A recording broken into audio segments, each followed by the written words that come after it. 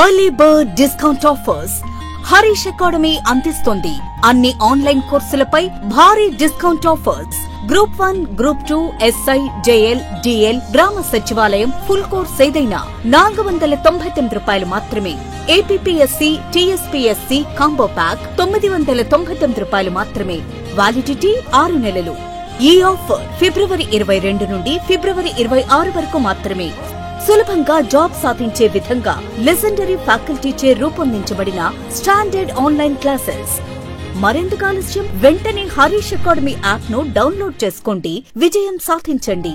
Harish the best academy. Phone number 8341116915.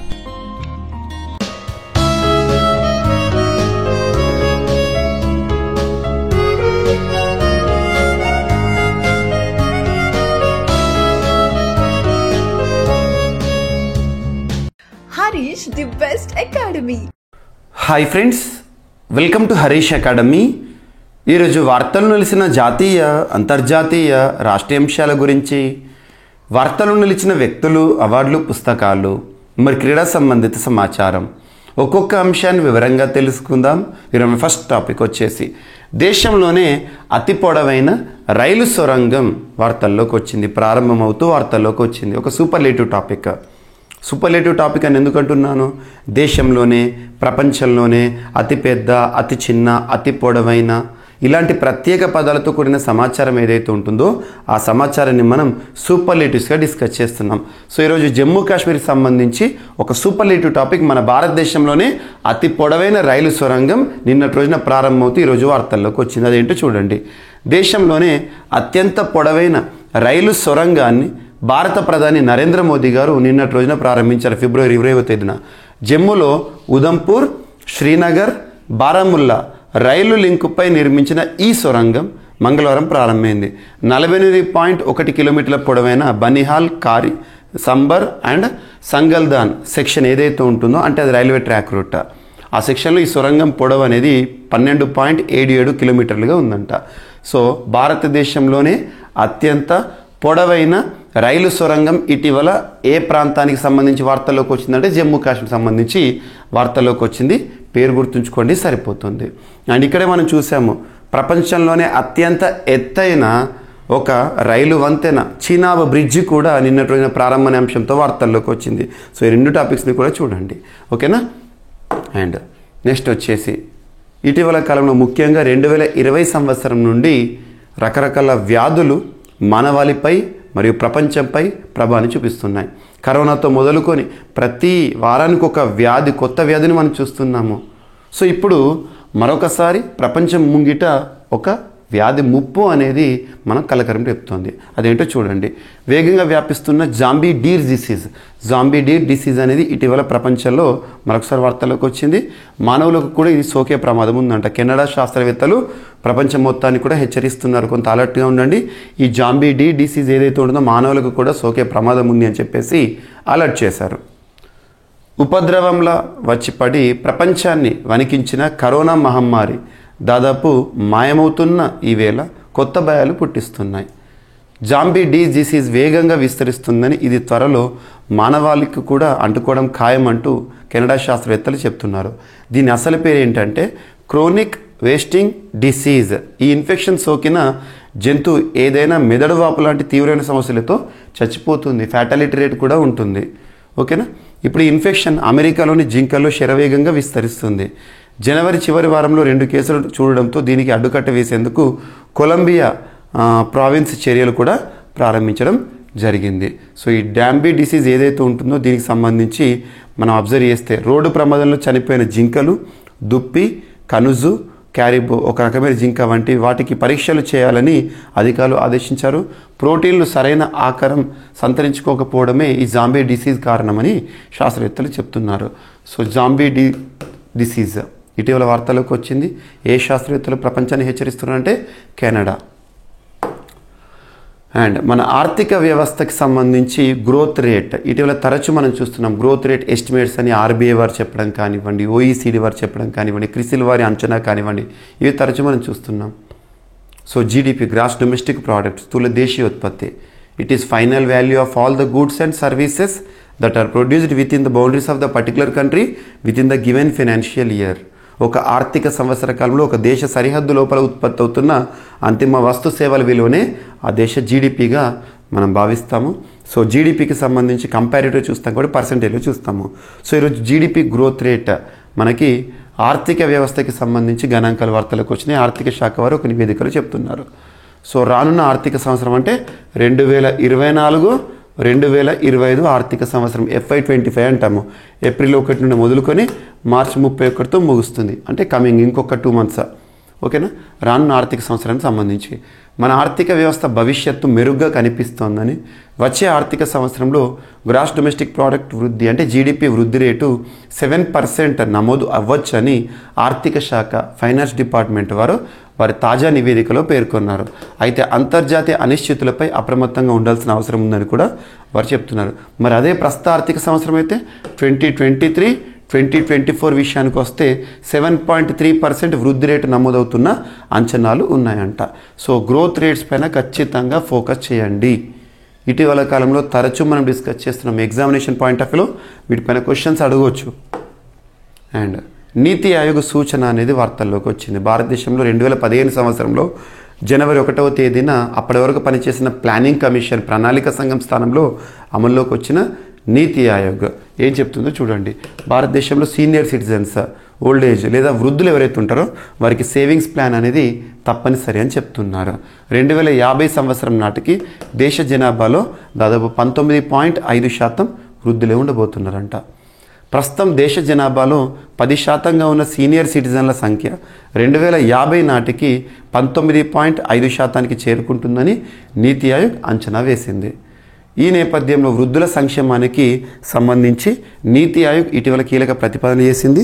వృద్ధులకు తప్పనిసరిగా savings, housing plan ఉండేలా చూడాలని సూచించడం జరిగింది. అలాగే వయోధికులపై ఆర్థిక భారం పడకుండా ఉండేందుకు సీనియర్ కేర్ ఉత్పత్తులపై పన్ను తగ్గింపాల and at the same time GST సంస్కరణలు కూడా రావాలి. GSTకి సంబంధించి కూడా వీరిపైన ప్రత్యేకంగా నిబంధనలు ఉండాలని చెప్పేసి నీతి ఆయోగ్ చెప్పడం జరుగుతుంది.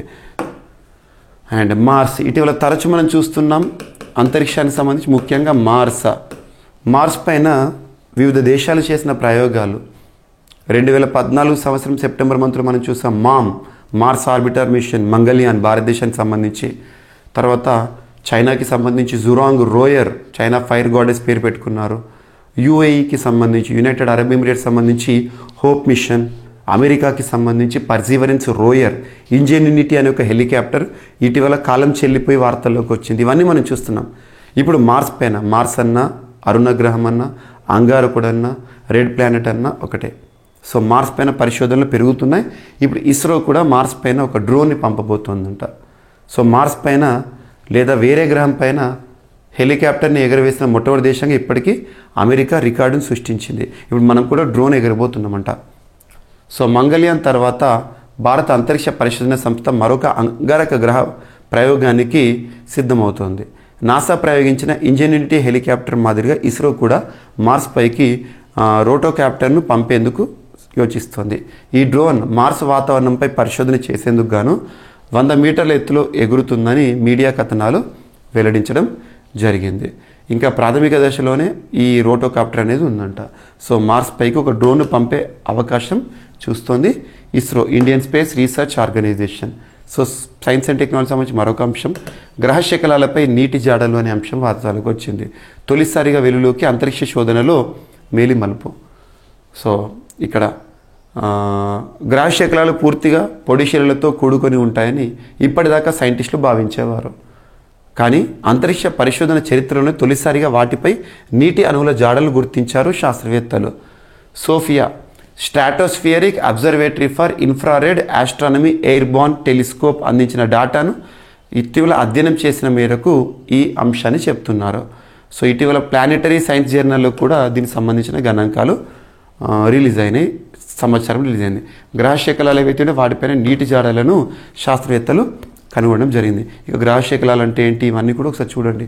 మీకు నేను ఇటువంటి డేటా రెగ్యులర్గా నా personal WhatsApp channel Praveen sir WhatsApp ఛానల్లో రెగ్యులర్గా మీకు నేను ప్రొవైడ్ చేస్తున్నాను. ప్రవీణ్ సార్ వాట్సాప్ ఛానల్లో మీరు minute to minute updates, poll questions, English మీడియంలోను తెలుగు మీడియంలోను ఉపయుక్తంగా ఉండే సమాచారము మీకు రెగ్యులర్గా నేను పోస్ట్ చేస్తున్నాను. So Praveen sir WhatsApp channel కోసం ప్రవీణ్ సార్ క్లాసెస్ యూట్యూబ్ ఛానల్లో మీకు నేను చాలాసార్లు చెప్పాను. మీకు ఏ వీడియో కింద అయినా కూడా లింక్ అనేది ప్రొవైడ్ చేయడం జరిగింది. ఒకసారి ఆ లింక్ని క్లిక్ చేసి ఫాలో అవ్వండి.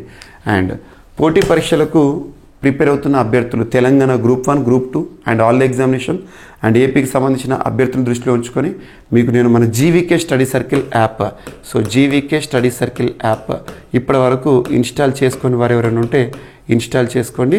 సో జీవీకే స్టడీ సర్కిల్ యాప్లో మ్యాక్సిమం నేను CA 360 కోర్స్ కానివ్వండి, మిషన్ 100 కానివ్వండి, సో అన్ని కోర్సులపైన భారీ ఆఫర్ని ప్రకటించడం జరిగింది. అభ్యర్థులు యూటిలైజ్ చేసుకోండి. అండ్ రానున్న ఏ పోటీ పరీక్షలైనా కూడా కరెంట్ అఫైర్సే మనకు ఒక గేమ్ చేంజర్. అటువంటి కరెంట్ అఫైర్స్ పైన పట్టు సాధించండి. జనరల్ స్టడీస్లో కూడా ఎక్కువ మార్కులు స్కోర్ చేయండి. అందుకోసం నేను CA 360 పేరుతో 2023 అండ్ 2024 కరెంట్ అఫైర్స్ అనేది అందుబాటులో ఉంచాను. సో కరెంట్ అఫైర్స్ ఒక సైంటిఫిక్ అప్రోచ్లో చదివే విధానము, polity, economy, geography, history, environment అన్ని సబ్జెక్టులకు సంబంధించి GSకి లింక్ చేస్తూ కరెంట్ అఫైర్స్ నేను చెప్తున్నాను. ఒకసారి చూడండి, ఓకేనా. అండ్ నెక్స్ట్ తేజస్, డిఫెన్స్ సంబంధించి తేజస్లో స్వదేశీ డిజిటల్ ఫ్లైట్ కంట్రోల్ కంప్యూటర్ అనేది వార్తల్లోకి వచ్చింది.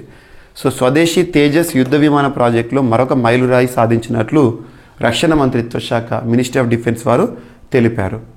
అందులో దేశీయ టెక్నాలజీతో రూపొందించిన digital fly by wire flight control computer అనుసంధానించినట్లు వెల్లడించారు. దాన్ని ఈ నెల 19న విజయవంతంగా పంపినట్లు చెప్తున్నారు. సో తేజస్ Mark 1A వర్షన్ను సాకారం చేసే దిశగా ఇది ఒక అడుగు అని చెప్పేసి రక్షణ మంత్రిత్వ శాఖ వారు చెప్తున్నారు.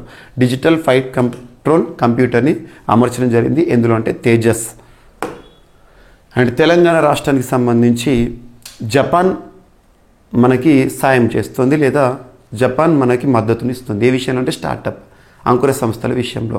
సో చూడండి, దేశంలో ఆయా రంగాల్లోని పలు ప్రాజెక్టులకు రుణ సదుపాయాన్ని అందించేందుకు జపాన్ సంబంధించి గుర్తుంచుకోండి, జపాన్ అంతర్జాతీయ సహకార ఏజెన్సీ జైకా ముందుకు వచ్చింది. ఈ క్రమంలోనే తెలంగాణ రాష్ట్రంలో స్టార్టప్స్, నూతన ఆవిష్కరణల ప్రోత్సాహానికి మరింత దన్ను లభించింది.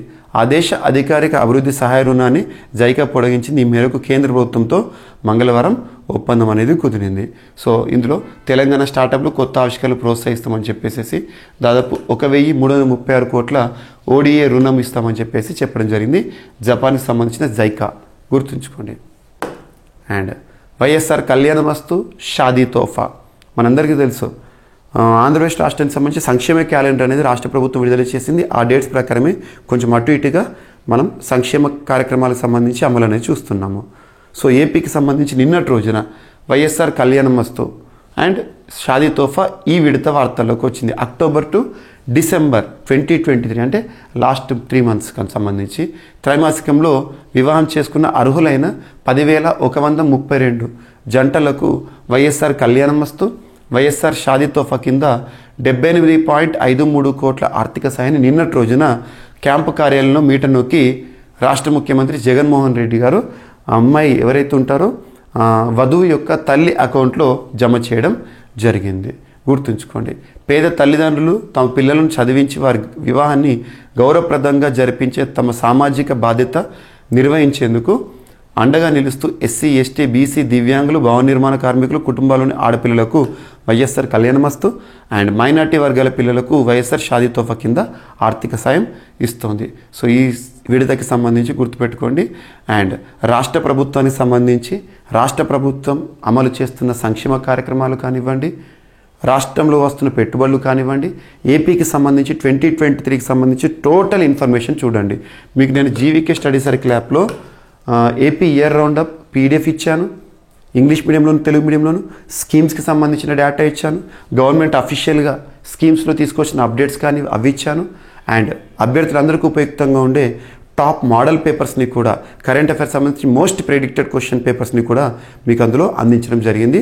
ఒక్కసారి చూడండి, ఓకేనా. జీవీకే స్టడీ సర్కిల్ యాప్లో ఉంది.